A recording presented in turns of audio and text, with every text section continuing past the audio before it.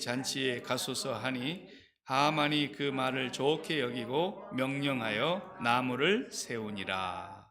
아멘. 오늘 에스더서 5장 말씀. 세상이 주는 영광의 끝이 어떤 것인가? 오늘 본문의 9절을 우리가 읽은 대로 그날 하만이 마음이 기뻐 즐거이 나오더니, 마음이 기쁘고 즐거워서 나왔다. 그런데 그 9절의 또 끄트머리에 보면은 매우 노하나 그랬단 말이에요. 그러니까 마음이 기뻐가지고 즐거워가지고 탁 나오다가 그냥 뭐 한 일이 있어가지고 기분을 우리가 흔히 속된 말로 잡쳤다 해요. 기분. 아주 그냥 기분이 싹 기쁘고 즐거운 마음이 사라지더니 속에서 막 분노가 치밀어 올랐다. 그랬어요. 이 사람은 기쁨과 즐거움이 매우 중요한 건데, 본래 예로부터 소크라테스부터 우리 철학자 그러면 소크라테스 얘기하잖아요. 오늘날의 철학자들까지. 오늘은 대학교에서 이제 철학 교수들이 철학을 가르치고 과거의 철학자들의 사상과 그들의 그 철학을 또 소개하고 그러잖아요. 그 수많은 철학들과 그 사상들이 뭘 얘기하려고 하는 거냐? 다 그걸 한데 종합해보면 어떤 철학자든지 결론은 뭡니까? 인간이 어떻게 하면 기쁘냐라는 거예요. 인간은 기쁘려고 이 세상에 사는 존재입니다. 기뻐. 매일 기쁘고 즐겁고 이것이 최고 좋은 거예요. 산의 진미를 먹는데도 안 기쁘면 무슨 낙이 있겠습니까? 돈을 벌어본들 마음이 안 기쁘고 즐겁지 않으면 뭐가 낙이 있겠습니까? 자식을 키우는데 안 기쁘다. 그것도 참 불행한 일이고. 무슨 일을 해도 내가 하는 일과 내 삶이 기뻐야 됩니다. 인간의 존재는 원초적인 가장 근본적인 소원은 기쁨에 있어요. 그래서 성경에 에덴이라는 말이 뭐라죠? 기쁨이라는 단어라고 그러잖아요. 기쁨. 하나님과 함께하는 기쁨. 심지어는 니체 같은 사람은 무신론자였지만 무신론자도 기쁨을 얘기했어요. 그 사람이 기쁨을 얘기하는 자격이나 되겠습니까만 하나님도 모르는 사람이. 그러나 그도 기쁨을 뭐라고 얘기했냐면 모든 사람들이 행동하는 데 있어서 그 행동의 이유가 무엇이냐? 기쁨 때문이라는 거예요. 내가 이렇게 행동하고 내가 이렇게 말하고 내가 이런 일을 하게 되고 내가 이런 행위를 하게 되면 결과적으로 나에게 기쁨을 가져다 줄 것이라고 하는 그 이유 때문에 행동한다는 거예요. 기쁨의 철학자라고 별명이 붙어있는 스피노자 같은 사람이나 또 몽테뉴 같은 사람은 아예 기쁨을 제일 많이 얘기한 기쁨의 철학자라 그러지만 그 사람들이 그렇게 기쁨에 대한 얘기를 우리가 못 알아듣는 어려운 철학적인 용어로 자기만의 어떤 사상적인 용어를 가지고 막 풀어 제끼는데 진짜 아이러니한 게 뭐냐면 지가 안 기쁜 거예요. 지가 안 기뻐. 그래 얼마나 웃기냐 말이죠. 마치 그게 그런 코미디가 없는 거예요. 그러니까. 니체는 나중에 미치광이가 돼갖고 죽지 않습니까? 발악을 하다가. 그렇게 기쁨을 얘기하던 사람들이. 그러니까 수많은 사람들이 베르그송 같은 그런 철학자를 또 기쁨을 얘기하고. 우리 동양 사상에도 노자, 장자 이런 사람들이 공자, 명자 나오는데 그 장자라고 하는 그분이 제일 기쁨에 대해서 많이 얘기한 거예요. 모든 생명 현상의 근본에는 기쁨이 원인이라는 기쁨. 그만큼 사람들은 소원입니다. 그게. 그 기쁨이 지속되는 것을 행복이라 그래요. 기쁨이 안 끊어져야 되는 거예요. 이게. 조금 기뻤다가 조금 모르게 하만처럼 막 분이 났다가 이러면 안 되는 거죠. 기쁨이 잔잔한 물결처럼이라도 지속되는 거. 이게 인간의 가장 원초적인 소원이에요, 소원. 그것이 에덴에 있었던 거예요. 에덴이 기쁨이에요. 근데 그 에덴은 아담이 눈을 뜨고 하와가 눈을 뜨면 항상 하나님을 먼저 상대하고 하나님으로부터 오는 그 기쁨이 먼저 배가 불러서 마음이 기쁨으로 충만해져 가지고 이제 그 다음에 나가서 무슨 일을 하든지 그 기쁨이 발산되는 거, 그게 삶이라는 거죠. 하나님을 만나서. 그러니까 하나님을 만나가지고 아내를 얻었어요. 그렇죠? 그래가지고 하와를 딱 데리고 오니까 하나님을 최초로 만난 그 아담이 하나님과의 관계 속에서 자기가 깊이 잠들어 있는 상태에서 갈비뼈를 하나 취하였고 또 여자를 만들어가지고 다시 깨워서 하와를 아담에게로 데리고 오시니까 그 마음속에 하나님으로 인한 기쁨이 충만해 있던 아담의 입에서 툭 터져 나오는 얘기가 이는 내 뼈 중에 뼈요 살 중에 살이다. 이렇게 나와요. 하나님의 그 기쁨이 그 아내를 바라다 보면서 표현된 거예요. 네. 근데 우리가 딱 보니까 타락하고 난 뒤에 어떻게 됩니까? 저 여자 때문에 이리 돼버리잖아요. 하나님과 등지고 하나님과의 관계가 끊어지는 순간 그 속에서 기쁨도 다 사라져버리는 거죠. 그러니까 우리의 모든 구원받은 하나님의 사람들의 삶은 뭐가 되느냐, 뭐가? 기쁨의 표현이 된다는 거예요, 매일. 하나님 만난 기쁨의 표현. 우리가 돈은 없어서 돈은 많이 못 쓸지라도 기쁨을 많이 써야 된다는 거예요. 기쁨으로 값을 지불해야 된다는 거예요. 어떤 사람을 만났는데, 난 저 사람만 만나면 기뻐. 이런 사람이 돼야 된다는 거죠. 기쁨이 오늘 좋았는데 하만이 모르드게를 보는 순간에 그냥 기분이 완전히 잡혀가지고 막 속에서 천불이 나는 거예요. 분노가 하늘을 찔러. 이것이 문제인 거예요.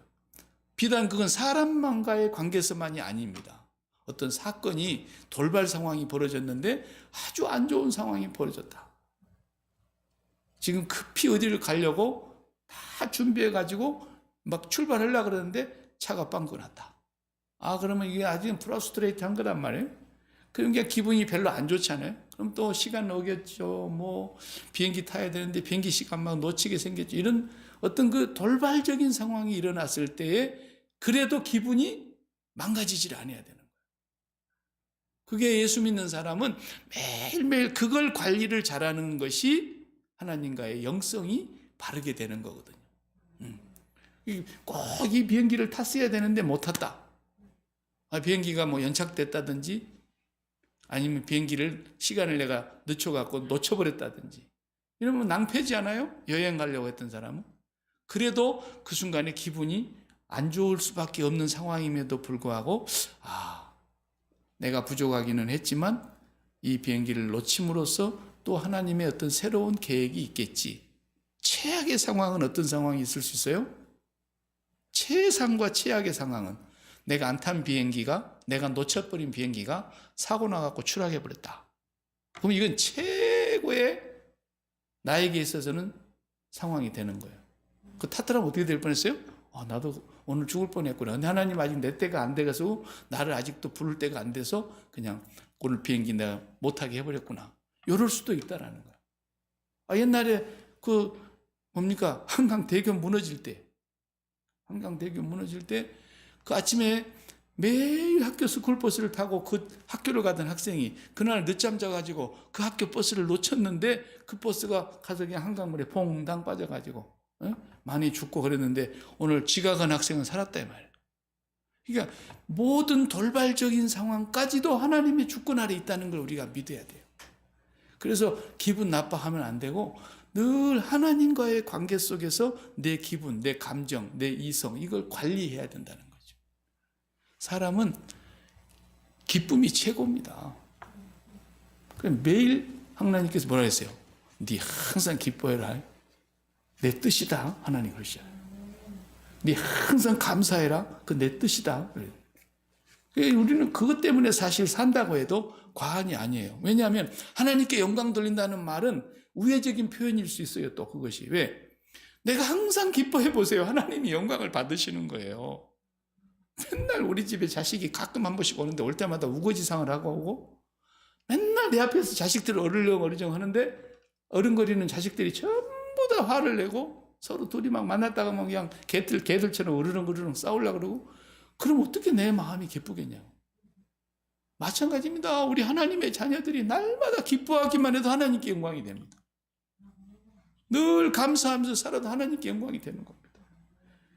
하나님께 영광 돌린다 그러면서 맨 마음에는 분노가 있고, 마음에 짜증이 있고, 마음에 원망이 있고, 마음에 누구를 미워하고 있고, 누구를 시기하고 있고, 하나님께 영광 돌린다고 놀고 있네, 그런 거지, 하나님.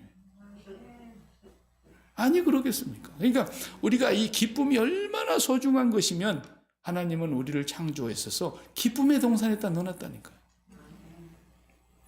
타락하고 범죄하고 이 기쁨을 잃어버렸어요. 제일 아이러니하고 코믹한 얘기가 뭐냐면, 철학자들이 그렇게 철학을 얘기하고 사상을 얘기하고 하면서 기쁨을 논하는데 정작 그 기쁨이 어디에 있는지를 몰라요. 근데 예수님께서 뭐라 그랬어요?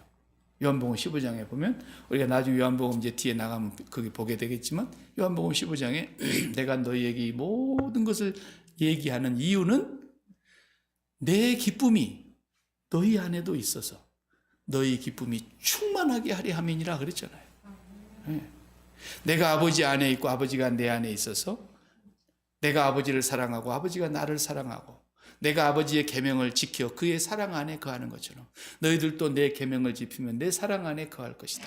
내가 왜 이것을 너희에게 말하는지 아니? 내 기쁨이 너희 안에도 충만하게 있어서 우리가 정말 기쁘게 살게 하라고 주님은 십자가를 지러 세상에 오신 거라는 겁니다. 주님은 항상 그 기쁨이 있었단 말이에요. 왜? 아버지 안에 있었으니까. 아버지가 자기 안에, 자기가 아버지 안에 있었으니까. 아버지가 하늘로부터서 들리는 항상 음성은 이는 내 사랑하는 아들이요 내 기뻐하는 자라. 그렇게 예수님을 기뻐하셨어요, 하늘아버지. 반면에 이 땅에 계신 성자 예수 그리스도도 항상 아버지를 기뻐하신 거죠. 최고의 복입니다. 에덴을 사는 사람의 행복인 거죠. 이 땅에 살면서. 근데 이제 사람들이 그 기쁨을 어디서 나온지를 모르니까, 타락한 이후로는 에덴 동산에서 쫓겨났으니까 이 세상은 기쁨이 없다는 뜻이거든요. 진정한 기쁨, 근본적인 영원한 기쁨, 원초적인 그 기쁨, 이 세상에는 없어요. 에덴에서 나와버렸기 때문에. 쫓겨나버렸기 때문에. 없으니까 이제 우리가 기쁨을 만드는 제조사가 돼가지고 어디에 뭐 어떻게 되면 기쁠까? 요걸 연구하는 거예요. 그 깊이 생각하는 게 철학이고 그게 철학자예요. 그 철학을 계속 얘기했어요. 그런데 지도 안 기쁘고 어디서 기쁨이 나온 줄도 모르고. 그게 철학입니다, 여러분. 그래도 그나마 하나님을 섬기는 사람의 철학은 조금 읽고 들을 만해요. 그러나 하나님 없는 사람의 철학은 맨날 들어봐야 아무것도 아니에요, 사실은. 그러니까 사도 바울이 그런 세상의 초등학문에 빠지지 말라고. 네. 그 사람들이 돈을 좀 많이 벌어보면 거기서 기쁨이 생길까? 그럼 우리가 건강하게 장수하면서 살면 거기서 기쁨이 좀 생길까? 또 우리 자식들이 좀 잘해갖고 출세 좀 하면 우리가 거기서 기쁨이 생길까? 우리가 사업을 해갖고 성공을 하고 돈을 많이 벌고 좀 명예도 얻고 뭐 나중에 권세도 좀 누리고 그렇게 되면 거기서 기쁨이 올까? 맨 기쁨을 제조해 보려고 몸부림을 치는 거예요. 기쁘려고 그런 겁니다, 전부가 다. 모든 니체가 한 말 가운데 한 말이 그 말은 맞는 거야. 사람의 모든 행동의 이유가 원인은 뭐냐? 기쁘려고. 기쁠 것이라고 믿어지니까 행동한다는 거예요. 근데 지도 안 기쁜 거야. 아니, 기쁨은 하나님밖에 없는데. 영원한 기쁨, 그 기쁨은 영원 전부터 있었고 지금 이 지구 위에도 있고 이 지구가 없어져도 있고 세상 종말이 끝나도 그 기쁨은 안 없어지는 영원한 기쁨이 하나님 안에 있는 것인데, 그 하나님을 떠나서 기쁨을 얘기한다는 것이 얼마나 웃기는 얘기냐 말이죠. 모든 사람은 기쁘려고 그렇게 몸부림을 칩니다. 그래서 이제 세상에 기쁠 일이 없다가 어쩌다가 좋은 소식 한 번 들리면 그래도 내가 네 때문에 산다 뭐 이런 얘기하는 것이, 얼마나 세상에 기쁨이 없으면 그저 자식으로부터 들려오는 기쁜 소식 하나가 그냥 내 마음에 조금이라도 위로가 되고, 그래도 오늘 하루 내가 수고하고 보람있게 열심히 일했는데 거기에 대한 대가가 나에게 주어질 때 조금 기쁘고, 그리고 내가 건강하다 그래서 아무 병이 없이 잘 이렇게 살아가고 활동할 수 있어서 기쁘고, 그러다가 요게 또 얼마나 갑니까? 갈수록 없어지잖아요, 이제 그게. 그러니까 아기 낳으면 처음에 낳았을 때 본전 다 찾아먹는다고 제가 그 얘기를 그런 거예요. 얼마나 그냥 그 기쁜지 말로 할 수 없는 그 기쁨이, 아기 그냥 1살 때 1년 동안에 본전 다 뽑아 먹는 거예요. 그리고 이제 조금씩 커가면서 병이 많은 세상에 병이란 병은 다 한 번씩 거쳐가야 되고, 그리고 또 그거 이제 사람 만들려 그러니까 투자해야 되고 뒷바라지 해야 되고, 그냥 그거 뭐 얼마나 힘듭니까? 가면 갈수록. 그러니까 이 세상에서 기쁨을 만들어내 보려고 꽤나 사람들이 힘쓰고, 어디에 기쁨이 진짜 있을까? 그래서 뭐 인생의 기쁨의 5가지 원칙 맨날 그런 거나 했었고, 기쁘게 사는 10계명 이런 거나 만들었었고, 그런데 다 헛소리죠. 하나님 만남이 없는 곳에 무슨 기쁨이 있겠습니까? 오늘은 이제 지난번에 보았던 내용이 뭐였죠? 3일 금식하고 아하수엘의 왕 앞에 나갔더니 왕이 부르지도 않았지만 왕비를 보는 순간에 완전히 그냥 애들 말로 뿅 가버렸죠. 그리고 이렇게 그물에 작대기 지팡이를 탁 내밀니까 에스더가 거기 가서 다소곳이 가서 지팡이를 손끝으로 이렇게 잡으니까, 너무너무 아하수르의 왕이 마음이 에스더에게 쏙 빠져가지고, 그대의 청이 무엇입니까? 말만 해라. 내 나라의 절반이라도 주겠다고. 그래가지고 첫 번째 뭔가요? 잔치를 여는 거예요. 잔치. 여기에 에스더의 핵심이 있는 거예요. 잔치. 지금 에스더가 뭐 때문에 나가고 있는데, 민족이 다 말살되겠다고 하는 이 위기를 맞아서 지금 온 민족이 죽느냐 사느냐의 위기에 놓여 있고, 왕은 나를 부르지도 않고, 그런데 내가 이제 죽게 될지라도 죽으면 죽을 각오를 하고 가고 있는 이 마당에 다행히 왕이 자기를 영접은 해 주었습니다. 그러나 아직 문제가 해결된 건 아니잖아요. 근데 에스더가 가장 위기에 놓여 있는 이 순간, 기쁠 일이 아니잖아요, 사실. 얼마나 사실 근심 걱정스러운 일입니까? 근데 가장 위기의 순간에, 우리가 옛날에 독일 히틀러 나치 정권 아래서 유대인들을 막 색출하는 그런 영화를 보면, 2차 대전 그 시절의 영화 보면 어떻습니까? 유대인들 잡아들이라는 명령에 의해서 막 독일의 경찰들이, 비밀 경찰들이 막 집집마다 눈을 벌겋게 뜨고 색출해낼 때 거기 유대인들을 보호해 주는 사람들이 얼마나 많았습니까? 그러면 유대인들을 잡아내기 위해서 막 와가지고 그 경찰들이 뽑아내는데, 그 안 끌려가려고, 잡혀가지 않으려고, 그 긴장된 순간에 잡히면 그냥 가서 죽으니까, 그렇게 유대 민족 자체를 말살시켜 버리려고 하는 히틀러가 지금 하만 아닙니까? 그렇게 무서운 서슬시퍼런 그 상황 속에서 기쁠 일이 아니잖아요, 사실은. 근데 이 문제를 뭘로 해결해 버리냐면 잔치 2번으로 끝내버리는 거야. 예. 아니, 잔치를 하려고 하다가도 안 좋은 일이 생기면 잔치를 뒤로 미루고, 잔치를 뭐 축제를 하려고 셀레브레이션 준비를 했다가도 안 좋은 일이 생기거나, 누가 병원에 갑자기 막 중병으로 입원했다거나, 누가 사고를 당했다거나, 뭐 초상을 났다거나, 그러면은 있던 일도 없어지잖아요, 잔치를. 근데 이 에스더는요, 잔치를 2번을 해버린 거예요, 잔치를. 어디서 그런 잔치에 힘이 나왔겠어요?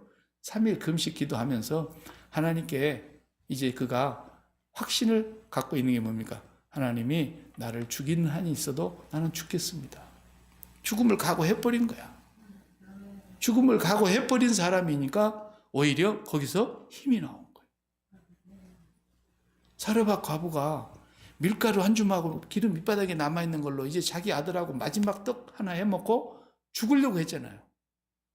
죽으려고 했는데, 그걸 내놓으라 그러네. 세상에 벼룩 간을 내먹지.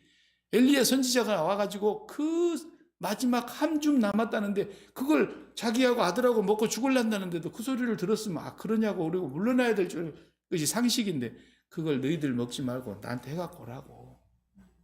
그러니까 사르밧 과부가 어차피 한 끼 먹고 죽으나 그냥 죽으나 죽기는 매 일반인데 죽을 각오를 하니까 준 것이지, 자기 살자고 한 사람이라고 자기 사는 것이 목적이라고 하는 사람 같으면요 절대로 못 내놓습니다. 욕을 해놓고 쏴붙이면 쏴붙이지. 근데 죽을 각오하고 내놓은 거예요. 그 하나님도 안 믿는 사람인데 세상에. 사람이 딱 죽을 각오를 하면 오히려 용기가 생기고요 강해지는 거예요. 어디서 나왔어요? 금식 기도하면서. 그러니까 정말 죽을 상황이고 지금 죽음의 위기에 놓여 있는, 잔치를 할 수가 없는 절박한 상황인데 최고의 기쁨의 표현인 잔치를 해버리는 거예요.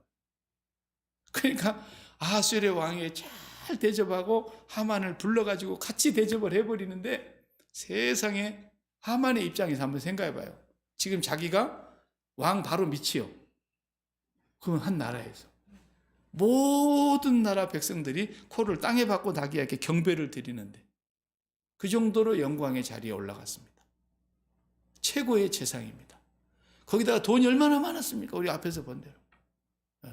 오죽하면은 내가 유대인들을 싹 다 죽인 뒤에 그들의 가산을 다 정리해가지고 은 1만 달란트를 왕에게 바치겠습니다. 왕이 그 필요 없다. 네가 다 가져라.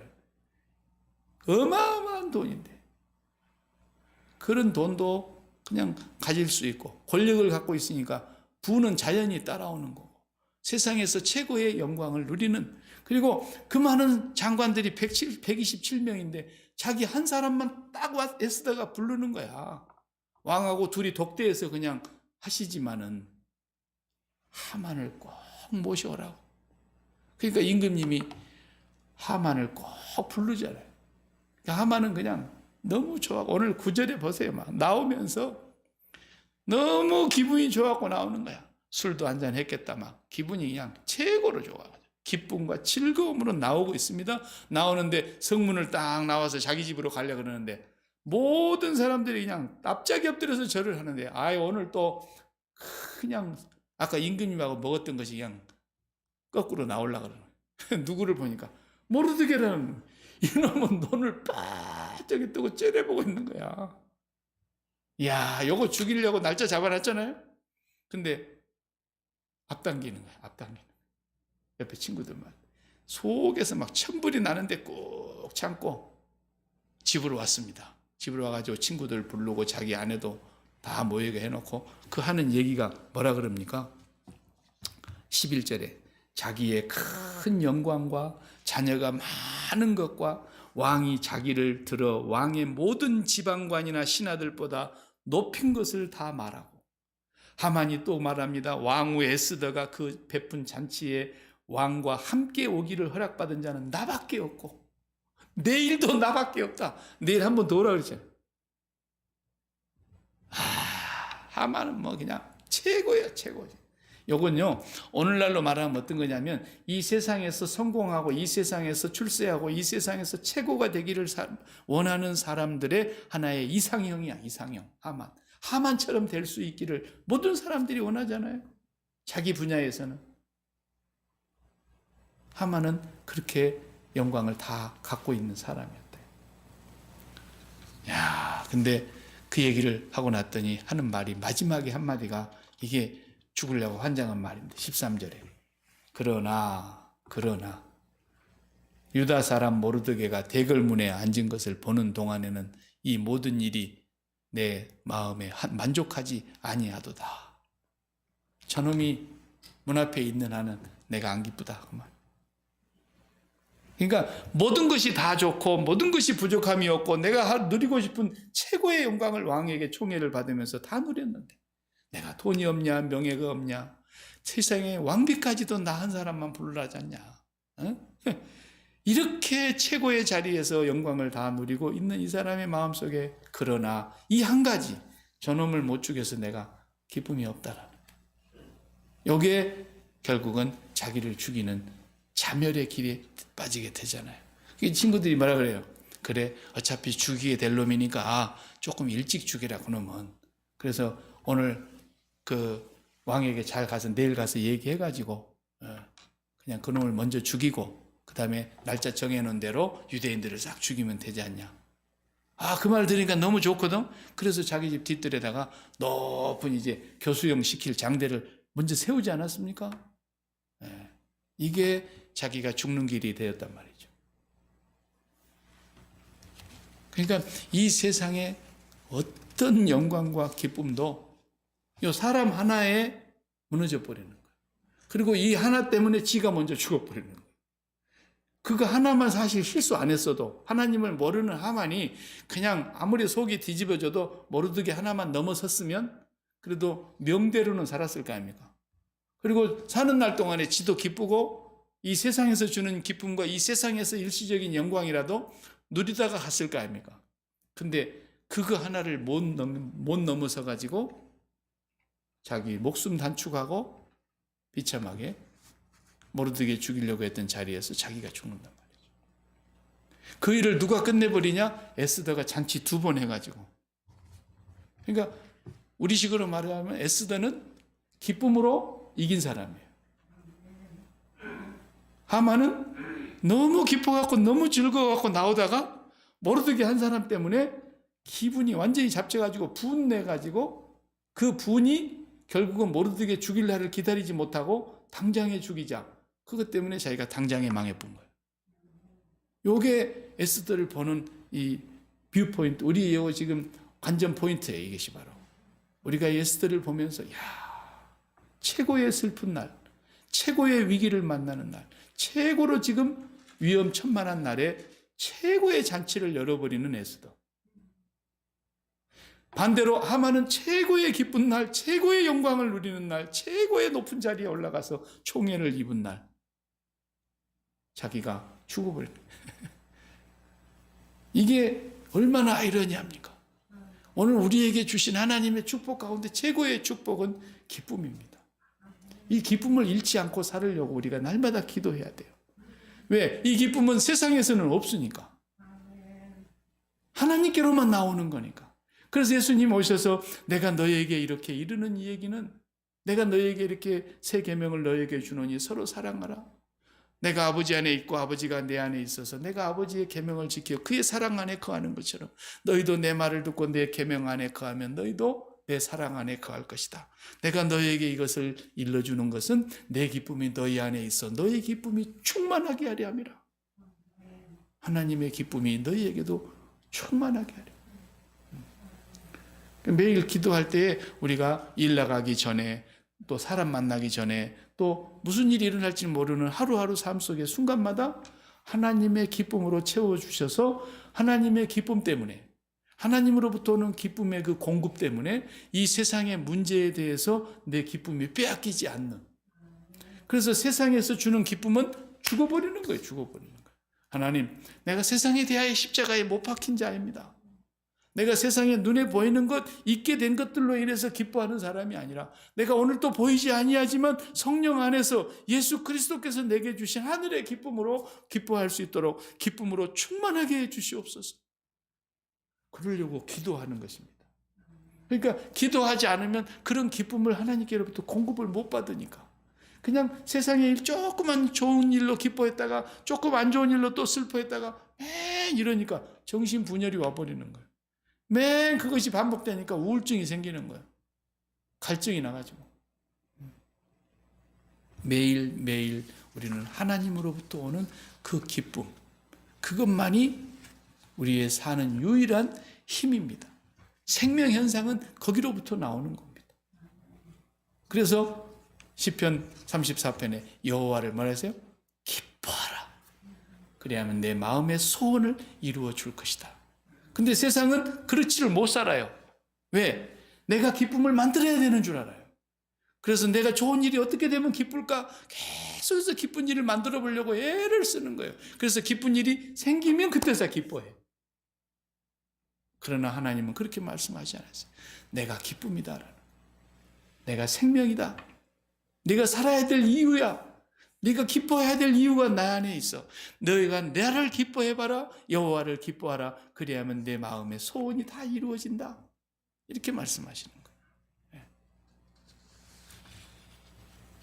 오늘 이 하만이 그렇게 세상에서 주는 영광을 다 가지고 모든 기쁨을 다 가지고 있는 사람임에도 불구하고 결국은 그 모르드게 하나를 넘어서지 못해가지고 망가지는 거예요.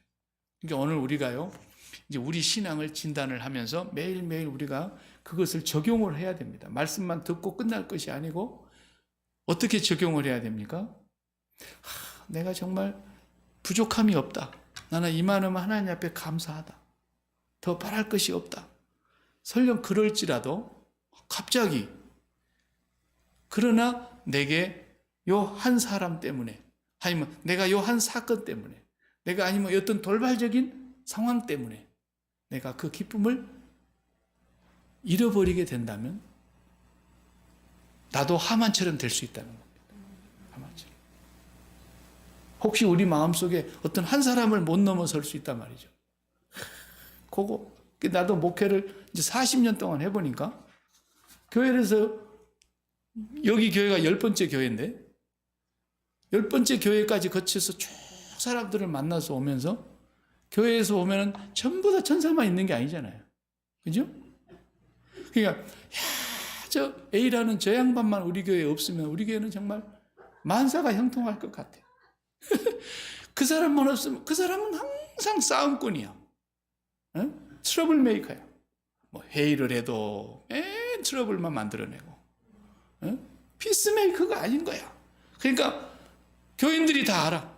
의장 그러면 벌써 교인들이 뭔 또 잔소리를 하려고 그러잖아. 그러니까 그런 거 한 가지라도 교회 안에서 온 성도들이 소문이 나가지고 정말 저 A라는 저 사람만 없으면 우리 교회는 진짜 걱정이 없을 것 같은데 근데 그 사람 한 사람 때문에 그 교회가 모든 성도들이 다 망하는 거예요. 왜? 아니 기쁨이 하나님께로부터 나오고 즐거움과 행복이 하나님께로부터 있는데 왜 그 사람 때문에 내 마음이 모르드게한테 뺏기냐는 거예요. 그러니까 세상의 기쁨은 아무리 채워도요 모르드게 같은 사람 하나만 만나면 기분 잡쳐버린다니까. 하만이 그 사람을 못 넘어서면 그리 되는 거예요. 그러면은 그 사람이 이제 어쩌다 뭐 그냥 뭘 이사를 가게 됐다 그러면 막 사람들이 속으로 아이고 잘 됐다 그럴 수 있죠. 그럼 이제 그 교회가 아주 이제 그런 사람이 한 마리 빠져나갔으니까 괜찮을 것 같죠. 2명 새끼 쳐갖고 들어와요. 그래서 내가 지어낸 말이야 이건. 쓰레기차 피우려고 그러면 똥차에 치여 죽는다. 반드시 그런 거예요. 세상 만사는 다 그런 거예요. 어디 가나 그러니까 교인이 여기 왔다가 또 여기 묘를 들다 봐가지고 저쪽 교회로 쏙 가고 이런 사람들은 평생에 그걸 못 넘어서는 거예요. 지가 하만인 거야. 지가 하만이야. 그래서 내가 다 모든 사람들에게 받아들여져야 돼. 천만의 말씀이야. 그런 교회는 세상에 없다니까요. 내가 하나님께 받아들여진다는 것에 행복해야 되는 거예요. 나 같은 더러운 이세벨 같은 인간이, 나같이 더러운 아합 같은 인간이, 나같이 서러운 바알과 아세라 신을 날마다 짊어지고 사는 이 사람이 하나님께서 나를 용서해 주시고 나를 불러주시고 하나님의 소천에 응답하게 해주시고 나의 그 모든 죄를 다 도말해 주시고 나의 모든 죄를 십자가에서 다 깨끗이 씻어주시고 나를 용납해 주시고 나를 수용해 주시고 나를 받아주시는 그 하나님 때문에 내가 날마다 기뻐해야 되는 거예요. 날 받아주는 사람이 하나님이라는 것에 있어서. 근데 사람들이 받아주기를 바라고 이게 하만인 거야. 하만인 거야.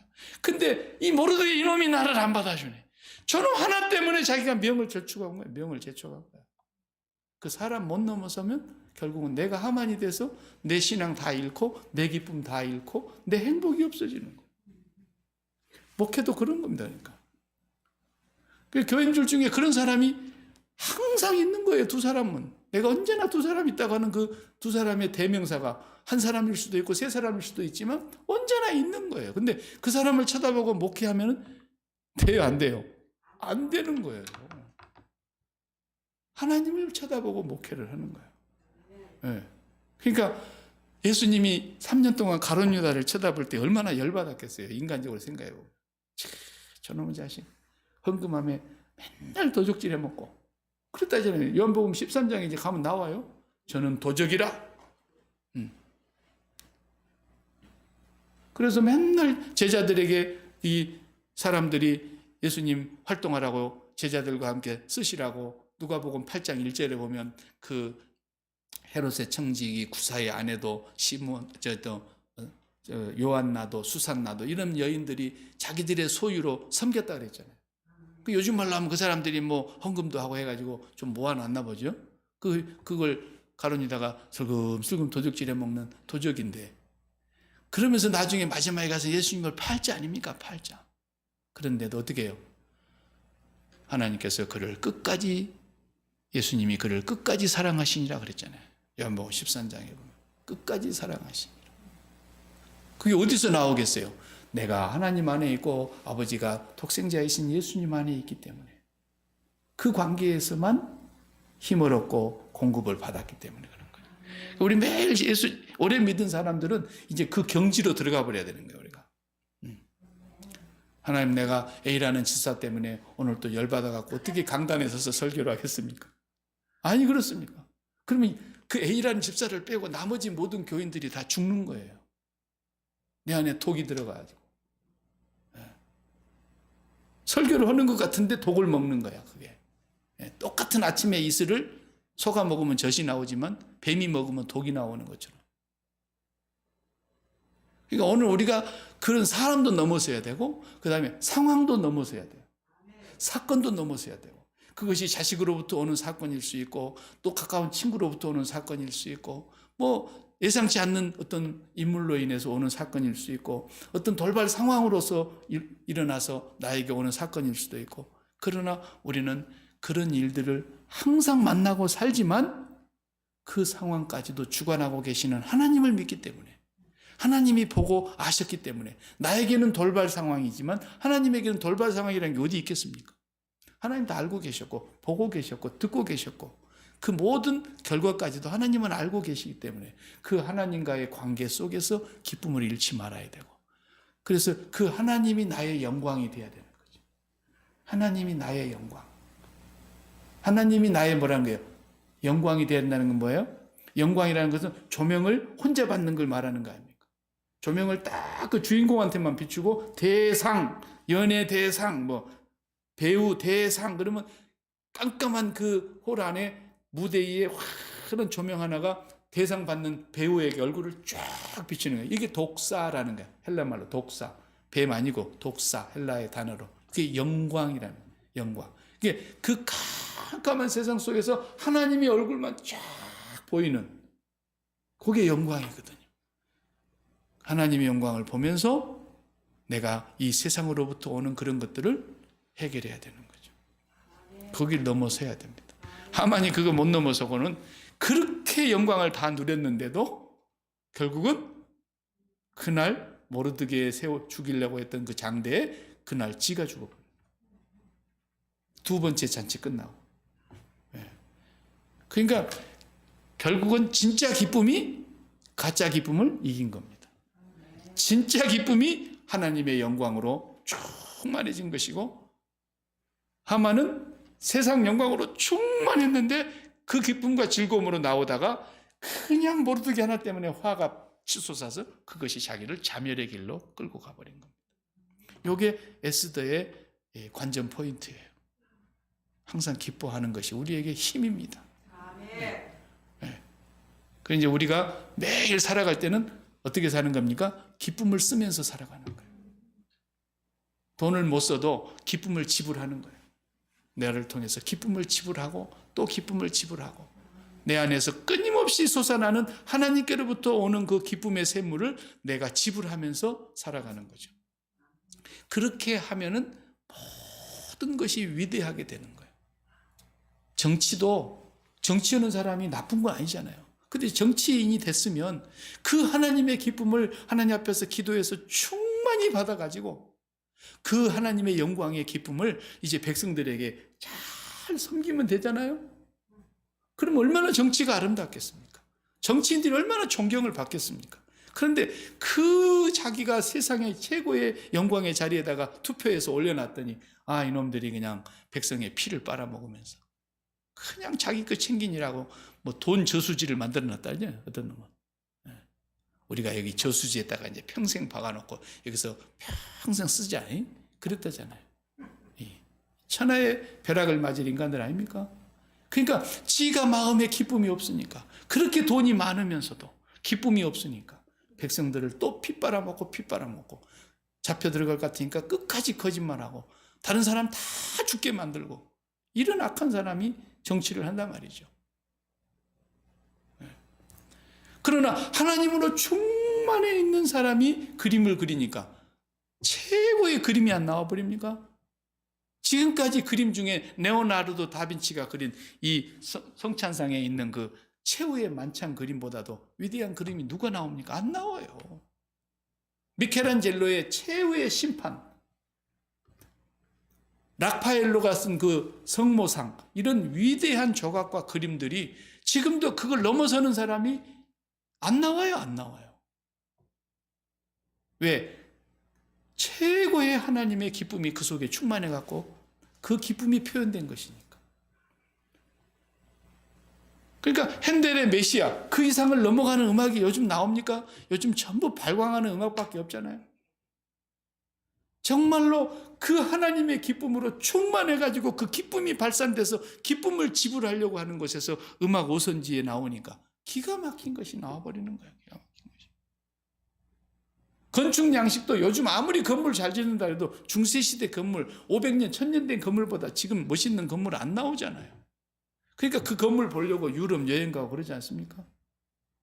최고로 기독교가 아름다웠던 시절에 지어졌던 그 건물들을 보라 해요. 그것이 하나님에게서 온 기쁨의 표현이었다는 거죠. 학문도 마찬가지입니다. 전부 하나님을 통해서 온 천지가 만들어졌다는 천지 창조 하나님을 통해서 지식을 배우게 되면은 이 하나님의 아름다운 세상을 보라. 그러면서 지식이 나와야 되는데 전부가 다 어디서 꾸물꾸물하다가 만들어졌다 그러니까 전부 사람들이 하나님의 형상이 망가져 버리잖아요. 여러분들이 나가서 일하는 현장에서도 하나님의 기쁨을 받아서 오늘 또 기쁨을 많이 써야 됩니다.